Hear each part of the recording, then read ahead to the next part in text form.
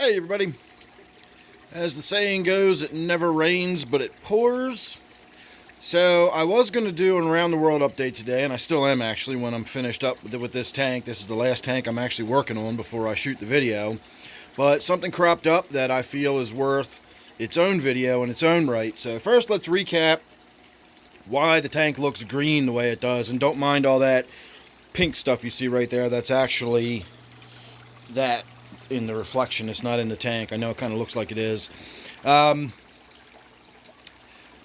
tank is green because my rainbow shark over here had some white fuzzy stuff on the tip of its dorsal fin, and to me that looked like fin rot, which is a fungal infection. And so we're treating for fin rot, and as you just saw as the shark swam by, it did what it was supposed to, and it looks good. The treatment worked. It's all fine and good and healthy. But it concerned me. Fin rot is an actual issue. That comes from dirty water, poor husbandry, poor maintenance. It comes from the fish possibly being injured and having a little bit of open exposed wound or exposed injury that allows for the fungus that's in the tank to take hold.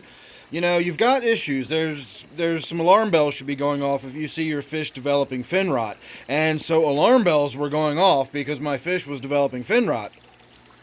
Now, I've been having some other issues with this tank, but I really do believe they're unrelated. I am going to sit down and we're going to go over all of the thought process behind this tank and what's been going on and so on and so forth. But undeniably, the shark had fin rot. Undeniably, that is a problem. That is indicative of some issue going on in the tank, a dirty tank, if you will, poor maintenance or something.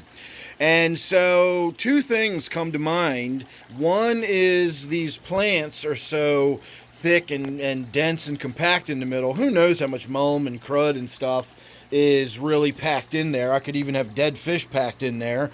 I'm happy to say the smell that was going on in this tank is clearing up, and I think I know what was going on with that, and we will talk about that again in my upcoming video where we're going to discuss this tank more fully. The other thing, I know it's kind of hard to tell, but all of this down here, this is one really big piece of wood. It goes all the way up and it leans against this big rock up here, and it creates a really big cavity. And I used to get in the tank every so often, a couple times a year probably, and I would take the gravel vac and I would literally stick the entire plastic tube of the gravel vac down into that cavity, and just so much stuff would come up and out of it. And I would lift up this rock on the end. There's a flat rock that's kind of cup shaped, and that collects stuff underneath of it. So I think since I stopped doing that a long time ago, I don't even remember the last time I cleaned out under there, between that and between the water flow being reduced by the amount of vegetation just simply restricting the water flow, plus who knows what's trapped and collected in those plants, I think the end result is this tank needs to be trimmed up. It needs to be cleaned up, and I need to tighten up my maintenance a little bit now that we've got the shark through the little fungal infection it had. But now, like I said, it never rains but it pours. If you look at the tip of the bottom of the anal fin there, or the caudal fin rather, there you go, now you can see it. You see that white? That, for all the world to me, calm down, dude. That, for all the world to me, looks like a little spot of fungus growing there. And that kind of makes sense once I stopped to think about it. I kind of thought, what now? Why why? But yesterday, or possibly the day before, I got in this tank and I did a really big water change because I noticed that the way I've got this tank set up really restricts the water flow too. This side will allow the water to sort of swirl around, but this side tends to just, everything settles over on this side. And I noticed that while the water looked clean, and I tested the nitrates were only about 40 parts per million. It was just kind of on the cusp of being red.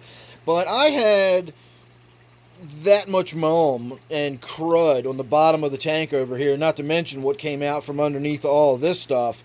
So I did a 5-gallon water change if you can see the blackness at the bottom there, that blackness is what came out of this tank. And during the process of that water change, you know, that fish is darting around and dashing around. You know, it's an angelfish. He's got long, flowy fins, and there's not a lot of room to be dashing and darting around. So it's entirely likely that this fish got a minor little scratch or scrape or injury, or who knows, one of the tetras in this tank might have nipped it. And me stirring up all that mull and crud and swirling all that grossness around in the tank and everything, despite the nitrates still being, you know, reasonably low or within the normal level, I still, you know, there's other things, there's other reasons besides nitrates to do water changes, which I've said many times in the past. If you've got your tank set up where, you know, all the plants are drinking up the nitrates, that doesn't mean you can just ignore water changes. There are other circumstances where you can go long periods of time without water changes, but just because you don't have a lot of nitrates doesn't necessarily mean you can go a long time without water changes. So now I've got to start treating this tank, and of course I used all of my medication on this one. That's what this big water change we're doing. I'm draining the tank right now, if you're wondering. Well, I'm not draining the tank, but we're in the process of the first half of the water change. We're still on the getting water out of the tank part. And I'm going to do about a 50%, and then tomorrow we'll get in there and I'll start working on the tank. I'll get in there, we'll shoot a video of it, we'll do a bunch of plant removal, we'll get in there and remove all of that crud, we'll lift up that piece of wood and see what we find underneath of there. Again, we might find, you know, unidentified life forms for all I know, but we could find fish skeletons or rotten, gross, nasty fish or something, I don't know. But the smell's going away, as I said, and again, I think I know what the issue with the smell was coming from and everything. So there's a look at my shark. And I don't know how close of a look you got at it, but the little white fuzziness on the tip of its fin is just gone.